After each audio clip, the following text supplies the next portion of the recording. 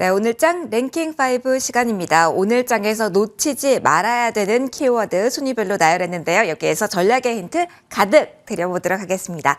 오늘 함께해 주실 분들 소개할게요. 차영주 MTN 전문위원 ISN 이지원 대표 인사드리겠습니다. 어서 오십시오. 안녕하세요. 안녕하세요. 두 분 모두 설 잘 보내셨을까요? 네, 잘 보냈습니다. 뭔가 목소리에 힘이 없으신 듯, 뭔가 열기가 없는 듯 한번 저희와 함께 열기를 끌어올려 보도록 하죠. 자, 먼저 2차 전지에 대한 이야기로 저희 시작을 해볼 겁니다. 아무래도 지수 연동 종목에 대해서 오늘 이야기를 많이 하게 될 것 같은데요. 테슬라 극적인 반등 나왔는데 그리고 뒤에 있는 게 점점점입니다. 오늘 그러니까 내일 새벽에 테슬라의 실적이 발표될 예정입니다. 그에 따른 향방이 우리나라 영향을 많이 받기 때문에 지금 빨간불의 성격을 좀 분석을 해야 될 듯하고 전략도 이야기를 좀 해야 될 것 같은데 먼저 이지한 대표님께 여쭤볼게요. 지금 어떻게 보시는지 궁금합니다. 지수 연동 종목으로 단순하게 그냥 저희가 끼워 맞추기를 하는 건지 아니면 정말 2차 전지의 반등이라고 볼 수 있을지 성격을 일단 냉철하게 바라보시는 관점 궁금해요. LG 에너지솔루션 관심을 이전에 주신 바 있기 때문에 더욱더 관심이 가네요. 어떤 포인트 눈여겨보고 계십니까? 일단은 이제 그 반등권에서 한번 반등이 들어올 수 있는 시점에 일단 들어왔다라고 좀 보시는 게 맞을 것 같고요. 2차 전지가 작년 한 해 특히 이제 연말까지 상당히 좋은 모습을 보이다가 작년에 급격하게 고점을 형성한 이후에 차익 매물이 많이 나왔던 부분은 여러 가지 펀더멘탈적인 부분도 있었고 또 수급적인 부분도 분명히 좀 있었습니다. 특히 작년 이제 MSCI 리밸런싱 이후에 12월달 선물 옵션 만기를 지나면서 특히 그 MSCI 리밸런싱 이후에 물량이 패시브 자금들이 유입될 때 이 기회를 활용해서 액티브 자금들이 대거 차익 실현을 하면서 상당히 주가 조정을 많이 받았던 측면이 있는데 그 차익 매물이 어느 정도 지금 이제 2차 전지 쪽으로 마무리 단계에 와 있는 것은 보인다. 수급적으로 이제 이 부분을 좀 말씀을 드리고 싶고, 또 한 가지는 이제 2차 전지 펀더멘탈과 관련해서, 지난번에도 말씀드렸지만 2차 전지가 이 단기적으로 모멘텀이 약화되었다고 해서 뭐 펀더멘탈이 훼손되어서 완전히 레벨 다운 되느냐라고 본다면 그렇진 않다라는 부분이고, 그렇다면 1분기나 2분기 사이에서 어느 수준에서 저점을 잡을 건데 아마도 이제 지금 시점이 조금 관심을 가져볼 만한 시점이 되었다. 이렇게 말씀을 드리겠습니다.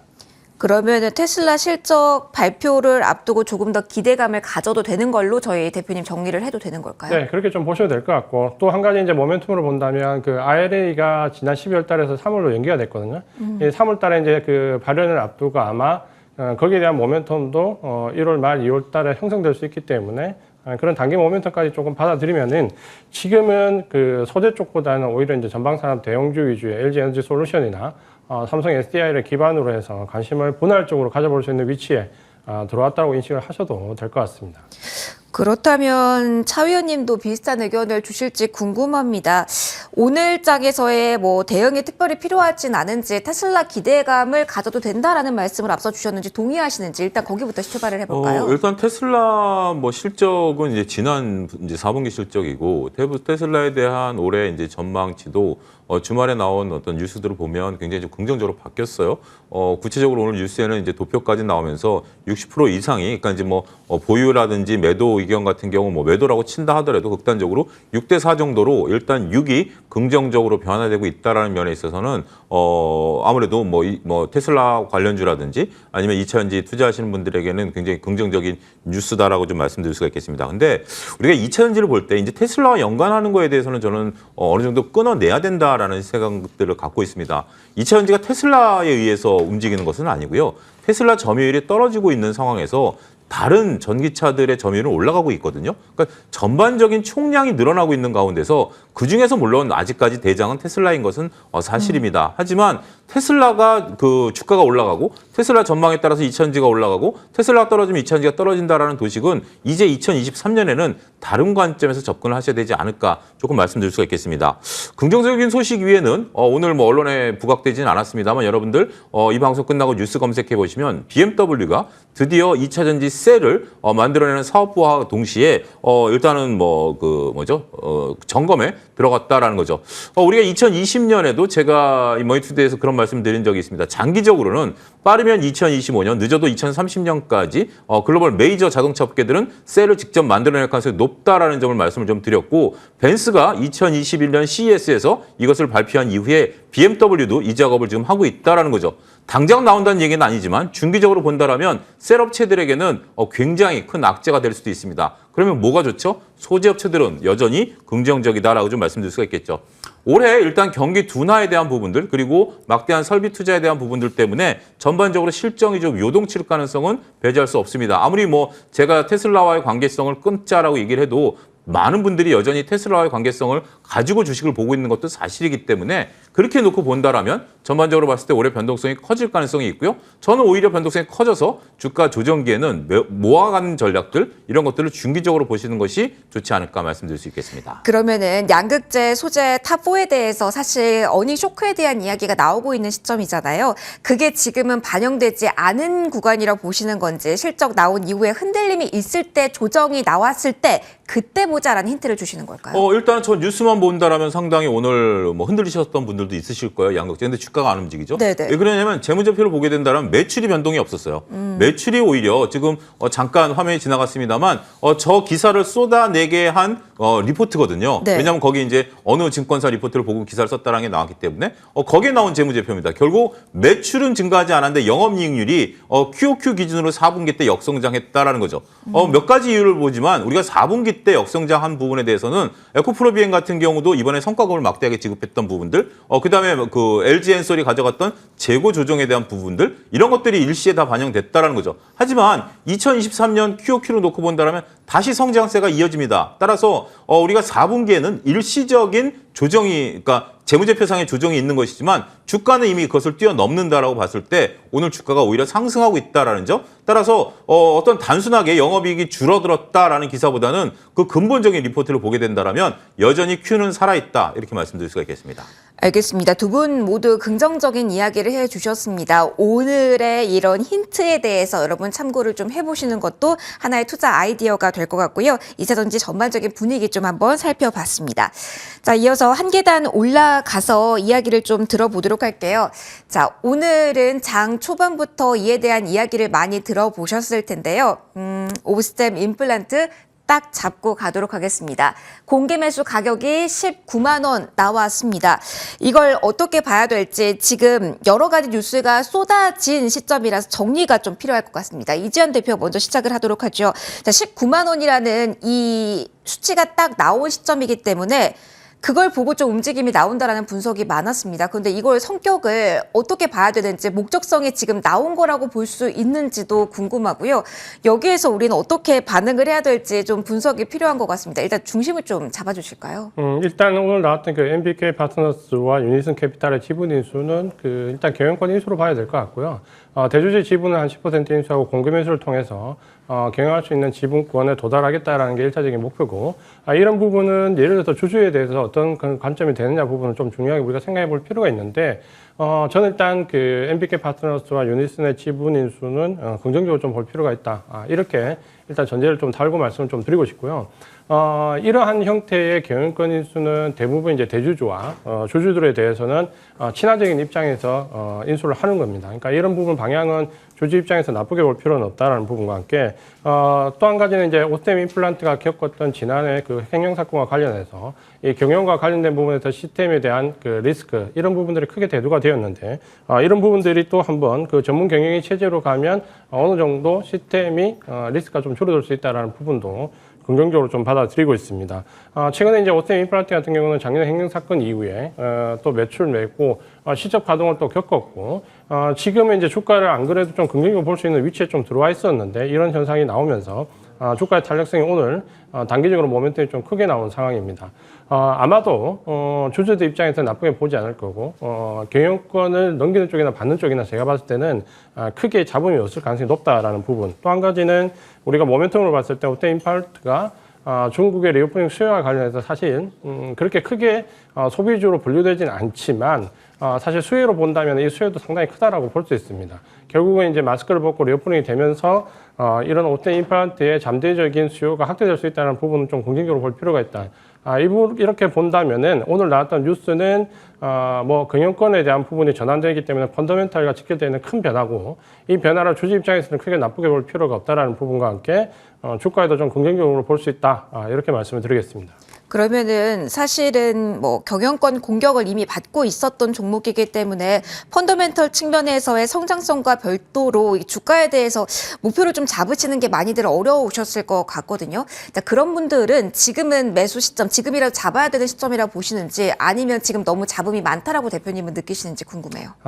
이 부분은 이제 긍정적으로 오늘 그 펀더멘탈 변화에 대해서 말씀을 좀 드렸는데, 그 단기적으로 진입과 관련된 부분을 좀 보신다면은 오늘 이제 한 15% 정도 주가가 폭등했고 19만 원 매수가에 아직까지는 뭐 아직 다다른 부분은 아니기 때문에 여지가 있지 않겠냐 보시는데, 제가 볼 때 뭐 단기적으로 오늘 꼭 굳이 이 정도 갭을 넘어서서 접근할 필요가 있겠냐라는 부분은 한 템포 쉬었다가 접근하는 게 좀 더 좋을 것 같고요. 보통은 이제 이런 문제가 불거지고 나면 모멘텀이 단기로 부각돼서 주가가 한번 급등한 이후에 다시 그 득실을 따지면서 주가가 다시 빠지는 경우가 상당히 많이 있습니다. 그러니까 그런 눌림목을 활용해 가지고 주가를 좀 공격하는 진입하시는 건 좀 좋을 것 같은데, 지금 추격하면서 19만 원 밑에서 무조건 사도 돼. 이런 관점으로 접근하시는 것은 단기적으로 조금 어려움을 겪을 수 있다. 이렇게 말씀을 드리겠습니다. 차 의원님과도 좀 이야기를 이어가 보도록 할게요. 사실 오스템 임플란트가 딱 지난해 이맘때 다른 이슈로 좀 들썩였던 종목인데 항상 연초에 좀 이슈가 좀 많네요. 자, 오늘 어떻게 봐야 됩니까? 이게 단순히 업계에 대해서 긍정적인 뷰를 가지고 들어오는 물량인지 아니면 CBA 물량도 좀 있기 때문에 이게 상속권과도 좀 연결이 돼 좀 또 다른 결로 저희가 봐야 되는 건지 저는 아직까지도 개인적으로는 목적성의 물음표라서 듣고 싶습니다. 위원님의 뷰가 어느 쪽으로 저희 생각을 하고 전략을 고민해야 될까요? 결론부터 말씀드리면 오스템 임플란트 대주주가 물량을 사모펀드로 넘긴 거고요. 자기의 지분을. 그리고 자제분 두 분에게 CB 물량을 넘겼기 때문에 네. 자제분 두 분은 이 결과 이후에 CB를 전환해서 다시 주식으로 환원할 수 있어요. 그러면 대주주 입장에서 본다라면 지금 18% 갖고 있다가 사모펀드에 9%를 넘기고요. 네. 다음에 이제 자제분 두 분이 CB를 전환하게 되면 지분이 총 합쳐 다시 15%로 늘어납니다. 이건 나중 문제고요. 그래서 결국은 대표님 말씀하신 것처럼 경영권 이전과 상속까지 한 번에 마무리하는 원샷 원킬 방법이다라는 거죠. 자, 이제는 지금 여러분들 화면에서 보시는 게 중요한 것은 이제부터 과연 이게 투자 모멘텀이 있느냐라는 거죠. 그렇죠. 상황에 대해서는 대표님이 자세히 설명하셨습니다만 저는 투자 매력도는 이제부터 제로다라고 말씀드릴 수가 있겠습니다. 제가 왜 이렇게 말씀드리냐면 네. 자, 2월 24일까지는 19만 원 이상으로 올라갈 가능성은 어렵죠. 없죠. 근데 만약에 지금 오스템 임플란트를 보유하고 계신 분들은 19만 원 이하에서 팔 트리거가 없죠. 왜냐하면 24일 날 매수 신청을 하게 되면 19만 원이 내 계좌에 찍히는데 네. 내가 17만 원, 18만 원에 팔 이유가 없는 거죠. 그렇죠. 지금 정도라면 내가 2월 24일까지 기다리기 전에 오늘 경우 한 4천 원 정도 돼 있으니까 이자 비용 감안하면 적정 19만 원 정도의 값어치는 있다라고 봐야 되겠죠. 문제는 여기서 매수해서 이 주가가 올라가겠냐라는 겁니다. 지금 19만 원이란 가격이 경영권 프리미엄이 포함된 가격이거든요. 그리고 현재 지금 사모펀드가 얘기하고 있는 것은 여러 썰들이 나오고 있기 때문에 상장 폐지냐 아니냐 이건 아직 확정된 건 아닌 것 같아요. 근데 여러 가지 썰들이 나오고 있는 상태에서 과연 우리가 경영권 프리미엄을 주고 인수한 기업에 대해서 그 프리미엄 이상으로 주가가 올라갈 가능성에 대한 것을 이제부터 고민해 봐야 된다는 거죠. 그 해답을 찾으신 분 같은 경우는 지금 매수하시는 게 맞고요. 그 해답을 찾지 못하셨다면 프리미엄 가격 이상까지 매출이 안 일어난다면 지금 가격대에서 2월 24일까지는 횡보할 가능성이 높고요. 추가적으로 여기서 만약에 상장 폐지가 된다? 근데 내가 그때 당시에 이제 지금 사가지고 19만 원에 내가 사달라고 해봤자 내 손에 떨어지는 건 없죠. 근데 만약에 상장 폐지가 됐다? 그럼 주권 거래는 정지가 되는 거죠. 그런 리스크 감안하게 된다면 이제 오스템 임플란트에 대한 투자 매력도 신규 투자 매력도는 제로다. 저는 그렇게 말씀드릴 수 있겠습니다. 그럼 위원님 요것만 짧게요. 오스템 임플란트에 대한 투자 매력도는 제로라는 네. 말씀을 해주셨습니다. 그러면 임플란트 업황에 대해서는 긍정적인 뷰를 가지고 가시는지 그렇다면 그 물량이 옆으로 동종 업계로 이동할 가능성도 저희는 지금 염두에 두고 투자 아이디어를 가져도 되는지 궁금합니다. 그건 굉장히 중요한 아이디어입니다. 왜냐하면 임플란트에 대한 기대감들은 분명 살아있고요. 네. 덴티움 같은 경우 인도네시아라든지 이런 쪽으로 진출하는 거죠. 그러면 굉장히 중요한 아이디어인데 제가 생각하지 못했던 건데 이런 거죠. 만약에 지금 오스템 임플란트 기관들과 외근들이 갖고 있는 건데 상장 폐지 쪽으로 기울어진다라면 결국 그 물량을 누가 가져가야 되죠? 제 임플란트라는 어떤 자신들이 갖고 있는 포트폴리오상의 임플란트를 갖고 있어야 되는 건데 종목 하나가 사라지는 거죠. 그러면 그 수량은 어디로 가죠? 덴티움과 디오로 갈 수 있습니다. 그래서 오히려 지금 여러분들은 오스템 임플란트에 투자하는 것보다는 덴티움 쪽에 기관들의 물량이 들어올 가능성을 놓고 투자하시는 것이 오히려 좋은 투자가 되지 않을까 저는 그렇게 말씀드릴 수가 있겠습니다. 알겠습니다. 오스템 임플란트 중심으로 해서 업황에 대한 이야기까지 투자 아이디어까지 저희 이야기 얻어봤습니다. 다음 키워드로 올라가서 이야기 나눠보도록 할게요. 오늘 유난히 조금 반짝반짝 빛나는 종목인데 여기에서 많이 속출이 되고 있습니다. 다시 한번 이야기를 해볼 겁니다. 블록체인과 관련된 종목들, 비트코인과 연동돼서 그 가격에 따라 출렁임 있는 쪽 볼 텐데요. 사실은 뭐 두 분 모두 여러 프로그램에서 이야기해 주셨죠. 테마 성격이 강하다라는 면을 언급해 주셨는데 지금 조금 다른 아이디어를 가져가도 될지 좀 보겠습니다. 파산한 FTX 다시 연다라는 모멘텀, 일단 뉴스는 전면에 서 있는데요. 이면에 좀 뜯어보도록 하죠. 먼저 이지현 대표님 어떻습니까? 지금 종목의 의미가 있습니까? 테마로만 흘러가는 또 다른 바람입니까? 그 테마로 흘러간다고 봐야 될 것 같고요. 테마에서도 우리가 생각해볼 때 상당히 리스크가 큰 테마다라고 좀 봐야 될 것 같고, 보통 이제 우리가 테마를 얘기할 때 실체가 있는 테마와 실체 없는 테마에서 그 주가 흐름이 상당히 다른데, 지금 이제 FTX가 만약에 이제 거래가 재개가 되게 되면, 운영 재개가 되고 나면 좋아질 것인가? 저는 이제 운영 재개가 되고 나면 오히려 이제 시장에 리스크가 더 본격적으로 불거질 수 있다라고 봅니다. 그건 이제 거래가 재개됐을 때 알고 계신 것처럼 이 블록체인들 자체가 그 대부분 이 코인들이 그 가격 상한제가 없기 때문에 변동성이 굉장히 크게 나올 거고요. 이 부분을 우리가 개인 투자자분들이 감당하기에는 아마도 단기간에 변동성이 너무 크게 나올 것이고, 물론 이제 여기서 그 단기적인 차익을 얻으시는 분들도 있겠지만 대부분이 이제 그런 거래를 적응하기가 좀 힘드실 거고, 또 한 가지는 우리가 지금 생각해야 될 부분이 지금이 이제 유동성이 막 확대되어 가고 있는 그런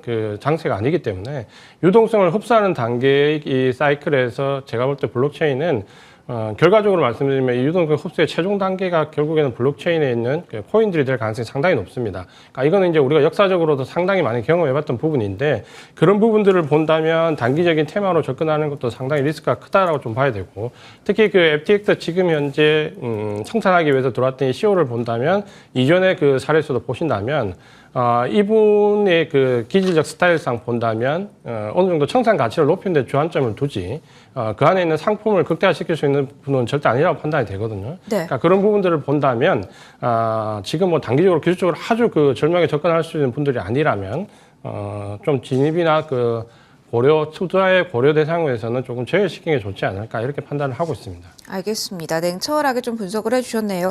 그런데 이면에는 일각에서는 이전과 다른 기대감을 가지는 이유가 있습니다. 정책 키워드로 좀 맞물려서 설명이 좀 많이 되고 있기 때문인데 차 의원님과 이야기 나눠볼게요.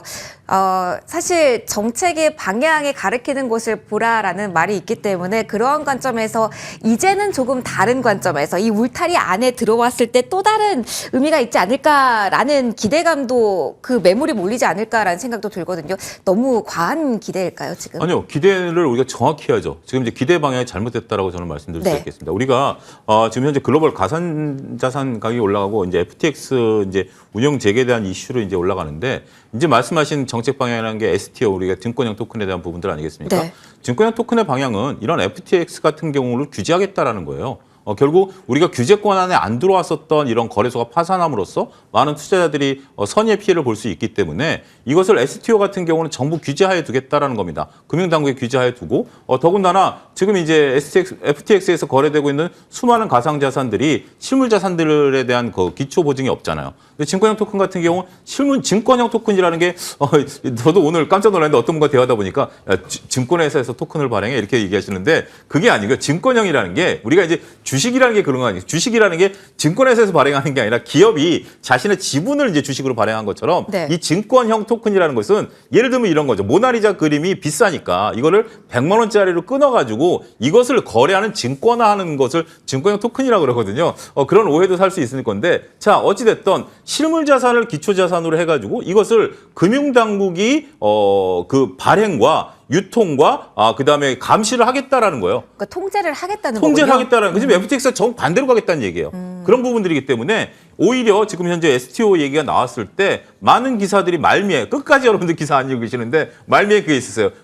기존에 있었던 가상화폐들에게는 악재다. 라는 것을 공식적으로 이제 선언을 해놓은 상태이기 때문에 결이 좀 다르다, 이렇게 좀 말씀드릴 수가 있겠죠. 오히려 증권형 토큰과 같은 데서 지금 물론 설옥시장 같은 경우 이제 지분 구조와 관련해서 개별 이슈가 있는 부분들도 있습니다만, 이거와 관련해서 지금 오늘 뭐 가상화폐라든지 뭐 이런 것들이 올라간다라면 대표님 말씀하신 것처럼 철저히 테마주고요. 테마주 영역에서밖에 지금 볼 수 없는 영역이다라는 점을 분명히 하시고요. STO와 여러분들이 알고 있는 비트코인과는 전혀 바라보는 방향 자체가 서로 등을 돌리고 있다. 저는 그렇게 표현을 좀 드리고 싶습니다. 알겠습니다. 이재원 대표님도 고개를 끄덕끄덕 해주셨는데 두 분 모두 아직까지는 테마의 영역 이슈를 정확히 판단하자라는 팁 주셨습니다. 자, 오늘 히어로 종목이 속출하고 있는 키워드로 바로 넘어가도록 할게요. 뉴스가 워낙 많아서 어디서부터 시작해야 될지 모르겠습니다. 바닥설의 훈풍 일단 이렇게 잡아봤습니다. 이재원 대표님과 시작을 좀 해볼게요. 바닥설 일단 이게 뭐 첫 번째인 것 같고 미래 성장성에 연결이 되어 있다는 부분부터 여러 가지 이야기가 나오고 있는데 자, 가장 지금 오후장까지 남아있는 반도체를 끌어올리는 핵심 중에 핵심 딱 하나 꼽아주신다면 어떤 걸로 잡으시겠습니까? 일단 이제 바닥론으로 보셔야 되고요. 이게 그 삼성전자 실적 발표와 그 TSMC의 실적 발표를 보면 한쪽은 실적이 좋게 나왔고 한쪽은 실적이 안 좋게 나왔는데 둘 다 이제 바닥을 치고 올라가는 부분은 결국은 이제 이 반도체 사이클에서의 저점을 형성할 수 있는 시기다라고 지금 시장이 이제 보는 거죠. 그러니까 이전에 반도체 사이클에서도 우리가 똑같은 패턴을 겪었는데 결국은 실적 쇼크가 나고 시설 투자가 감소하면서 자연스럽게 공급이 줄어드는 시점이 대부분 반도체 사이클의 바닥이었습니다.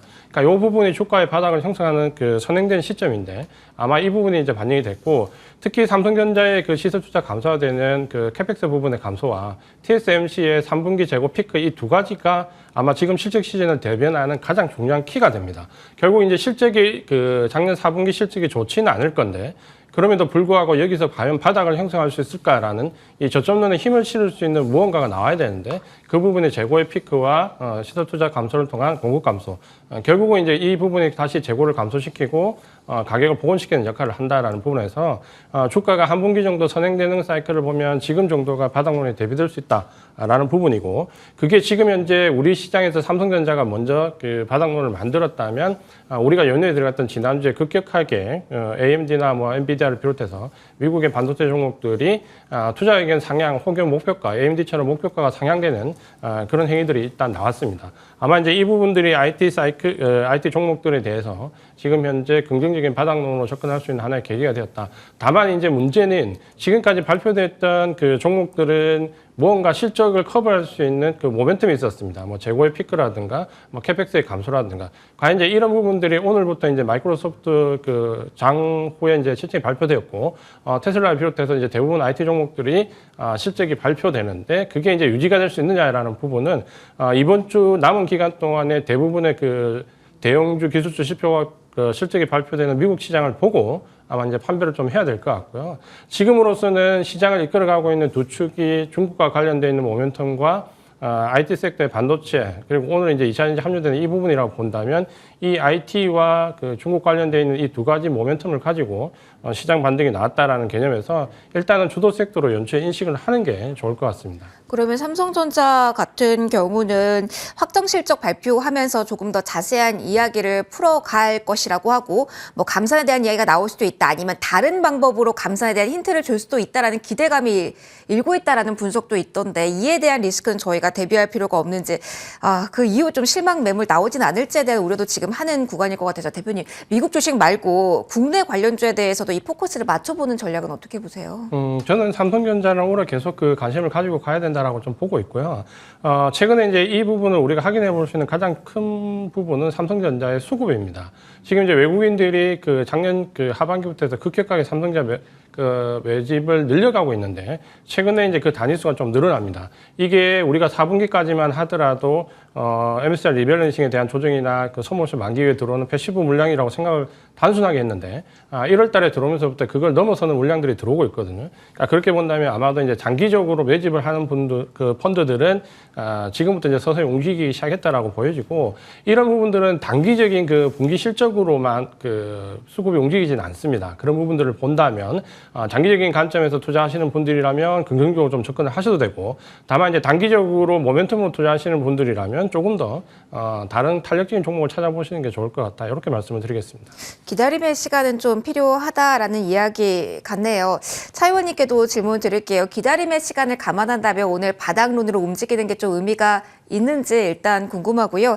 기사들 좀 보니까 5월 인텔발 모멘텀에 대한 기대감도 있던데 이걸 바라본다면 지금 주가 선행을 좀 계산을 해본다면 지금 매수 적기라고 봐도 되는지도 함께 궁금합니다. 지금은 일단 뭐 너무 이렇게 세세하게 지금 들여다보기는 어렵습니다. 왜냐하면 지금 4분기 실적 이제 이달 말에 나오겠지만 뭐 안 좋을 거라 다 알고 있는 상황이죠. 중요한 것은 이제 4분기 실적 발표한 이후에 이제 전망에서 뭐 재고 사이클이라든지 그다음에 캐펙스 투자에 대한 어떤 사이클이 어떻게 될 거라고 보는 거죠. 지금 저는 이 바클레이즈에 대한 어떤 그 논리도 굉장히 좀 그렇고요. 또 펀드멘탈로 접근해서는 지금 뭐 쉽게 답을 찾기 어렵다라는 거죠. 지금 많은 투자자들이 혼동이 오는 것 중에 하나가 펀드멘탈적으로 접근하는 거와 경기 사이클로 접근하는 거와 그다음에 전망에 대한 접근하는 것이 충돌을 하다 보니까 지금 혼동이 올 수밖에 없다라는 거죠. 그중에 대표적인 게 반도체입니다. 반도체는 지금 사이클상 다운 사이클에 들어가 있는 건 맞아요. 다운 사이클에 들어갔는데 그중에 한 가지 신호가 재고와 캐펙스 투자에 대한 사이클이 바닥을 찍으면 전제 조건이 이거죠. 바닥을 찍으면 그다음부터 다시 턴한다라는 개념이지 이게 지금 바닥 그 하락 사이클에서 상승 사이클로 돌아간다는 얘기는 아니에요. 일단 거기서 혼동이 하나 오는 것이고요. 두 번째는 오늘 바클레이즈에 대한 얘기는 다른 얘기입니다. AI 쪽에 대한 수요가 늘어나기 때문에 거기에 중점을 찍자라는 거죠. 그런 것은 지금 현재 재고가 쌓이고 있는데 무슨 소리냐? 아니야, 그거 보지 말고 AI를 봐라고 지금 바클레이즈는 얘기하고 있는 거예요. 자, 저는 바클레이즈의 이 논리가 새로운 논리를 만들어냈다라고 좀 말씀을 좀 드릴 수가 있겠습니다. 지금까지의 논리는 반도체에 대한 사이클에 대한 논리였었고 새로운 논리가 부족했었죠. 그동안 이제 서버에 대한 투자가 막대한 이후에 서버 투자가 기업들의 서버 투자가 줄어들면서 재고가 늘어났다. 그렇지만 파운드리 쪽은 좋을 것이다. 근데 보니까 또 TSMC도 매출이 줄었다. 여러 가지 다 안 좋다. 이 안 좋은 상황이 지나면 긍정적인 소식이 들릴 것이다. 여기에 이제 AI가 온 거죠. AI에 대한 막대한 투자가 들어갈 것이고 이 투자에 따라서 AMD라든지 이런 것들이 수혜를 볼 것이다라고 구체적으로 목표가를 상향시키다 보니까 하루 만에 AMD가 9% 상승하는 그런 모멘텀을 가졌다라는 거죠. 결국 메모리 부분에 있어서의 트리거이기 때문에 삼성전자와 SK하이닉스가 오늘 반등세를 나타냈다라는 거죠. 차트상으로도 매물대, 그러니까 이제 그 가격 저항대를 좀 뚫어놨다라는 면에서 굉장히 긍정적입니다. 지금은 어떤 펀드멘탈적인 논리로 반도체를 접근해서는 전혀 투자하기 어려운 그런 사이클입니다. 하지만 지금 현재 일단 수급이 붙어 있고요.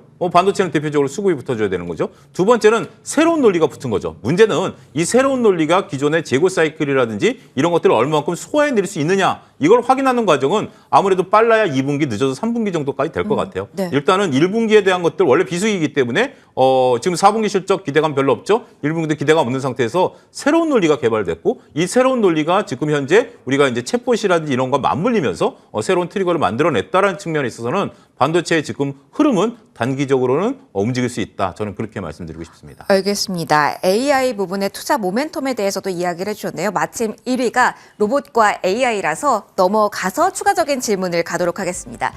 자, 먼저 헤드라인은 거스를 수 없는 대세 물음표 달아놨습니다. 자, 그런데 2위와 좀 묶어서 두 분께 공통적인 질문을 드리도록 할게요. 거스를 수 없는 흐름, AI 로봇 맞습니다. 그런데 이 흐름이 지나가고 나면 또 한 번 부품, 기술력 측면에서 반도체가 또 부각되기 때문에 연결고리가 이쪽으로 넘어가지 않을지에 대한 이야기들까지 서서히 이 아이디어가 확장돼서 나오고 있거든요. 그래서 공통적으로 드릴 질문은 이겁니다. 지금 구간에서 미래 먹거리 측면에서 본다고 한다면 AI 로봇으로 묶이는 쪽에 정통법으로 공략을 할 건가? 아니면 앞서 차 의원님께서도 말씀을 해주셨지만 AI 부분 투자 늘리고 있는 반도체들 미국에서도 빛나고 있거든요. 이렇게 그 다음 부품단으로 넘어갈 것을 기대하고 대기해야 되는가에 대한 질문을 공통적으로 드려볼 텐데요.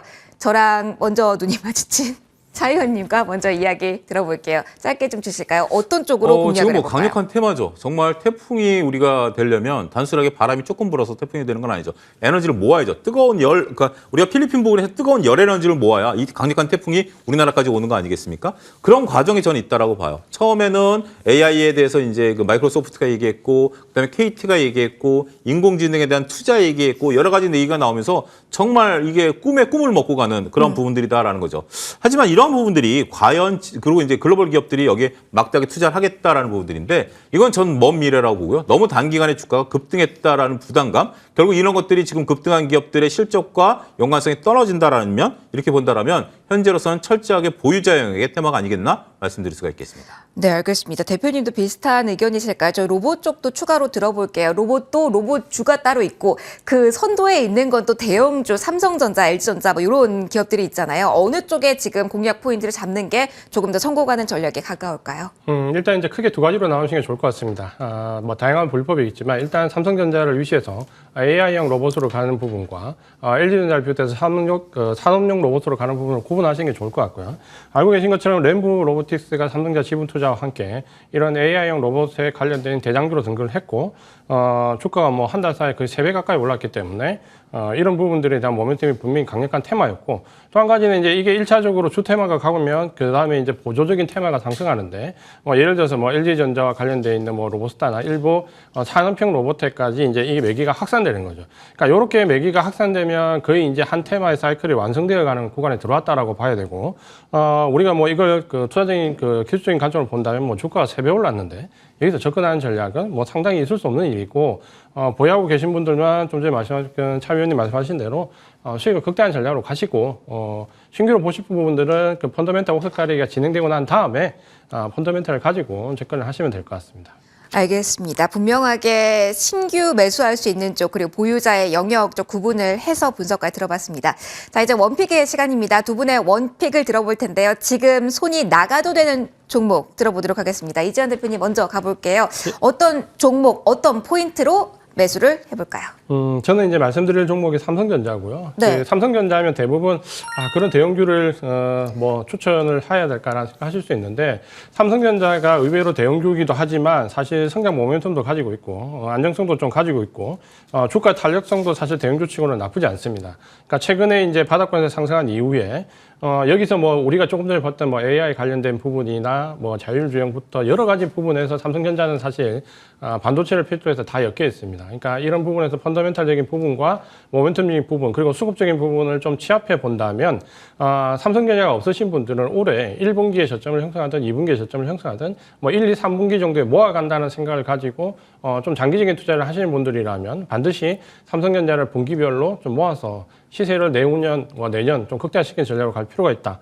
삼성전자 접근하는 가격은 뭐 모아 가신다면 지금에서 뭐 좀 늘려지는 6만 원대, 5만 5천 원 사이 대에서 가격을 좀 모아 가시면 될 것 같고 목표 가격은 뭐 단기로 보시면 한 8만 원 정도까지인데 장기적으로 내년 이상 넘어가시는 분들은 10만 원 이상까지도 한번 기대를 가지고 M&A 기대감까지 가지고 조금 길게 가져가 보는 전략이 좋겠다. 이렇게 말씀을 드리겠습니다. 손절가도 제시를 저희 받아봐야 될까요? 손절가는 뭐 직전 저점이었던 5만 원 정도를 손절 가격으로 좀 대응을 하시면 될 것 같습니다. 알겠습니다. 이어서 차영주 위원의 원픽도 들어볼게요. 어느 종목 중심으로 지금은 대응해 보면 좋을까요? 2차전지 중에서 이제 삼성 SDI를 보는데요. 네네. 오늘 저는 이 차트를 보고 고민이 많았습니다. 너무 강하다. 유난히 강합니다. 예, 오늘 이제 갭 상승했는데 5%대에서 꿈쩍을 안 합니다. 근데 이게 지금 차트를 보면 10월 말에 매물대예요. 근데 매물대면 이 정도라면 조금 뭐 윗꼬리를 좀 달만한 상황인데 지금 매물대에서 윗꼬리를 안 달고 매물을 소화하고 있다는 것은 굉장히 이게 강하다. 저는 그 느낌을 좀 받았고요.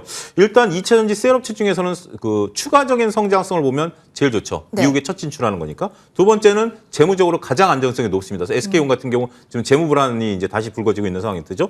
그런 상태가 부각이 되는 부분들 보게 된다라면 단기적으로라도 중기적으로도 또 서로 물린다 하더라도 중기적으로 끌고 갈 수 있는 그런 모멘텀이 있다라는 거죠. 목표가는 80만 원이고요. 손절 라인은 60만 원 제시드리도록 하겠습니다. 알겠습니다. 두 분 모두 사이즈 큰 대형주를 제시해 주셨지만 그 안에 숨어 있는 성장성을 포인트로 잡아주셨다는 점 기억을 해주시고요.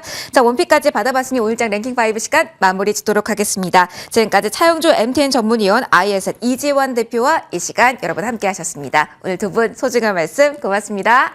고맙습니다.